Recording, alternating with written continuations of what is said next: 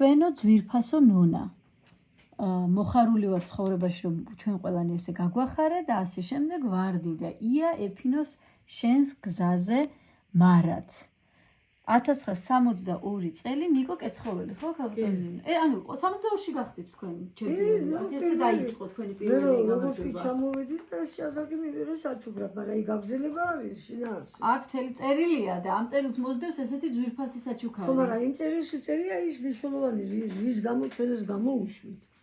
თუმცა ისტორიულად ჭადრაკს და ვერცხლისყავსთან ერთად არტადნენ ქალებს რო თხოვდებოდნენ. როგორც მზითვი. მზითებში. და გამოვიდა რომ თქვენს მზითვის წიგნი ასე როგორ წერია, აი ესეთი ძვირფასი სპილოს ძვლისგან გამუშავებული, მართლა ნახეთ აი დეტალებს თუ დააკვირდებით, საოცარი ნამუშევარი გაჩუქათ.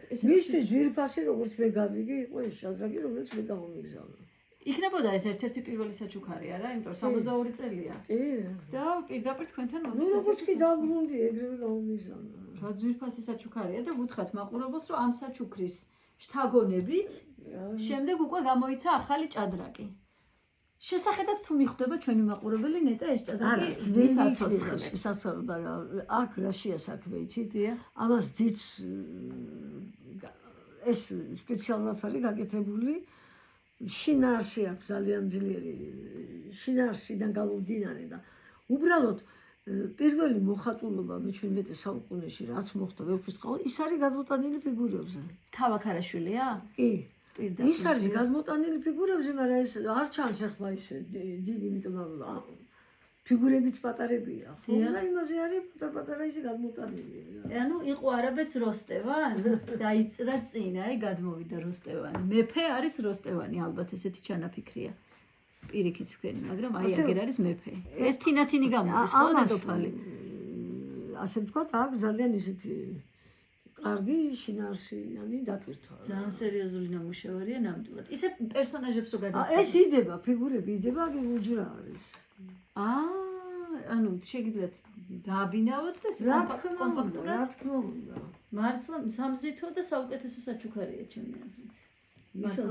კი, მართლა ძალიან ღირებული ნამუშევარია. მარტო ამ ფიგურების გამოთვლას თან აქ ნახეთ. ეს ადვილი კი არ არის რა, იგივე. ახლო დავაკვირდეთ, ხო, სახე, ხედარი, იეროგლიფები, ყველაფერი არის შენაერთი. ეტლი, მაგალ ჭადრაკის იმაში სამაია და აქ სხვანაირი მოძებდა. სხვანაირი ეტლია, კი.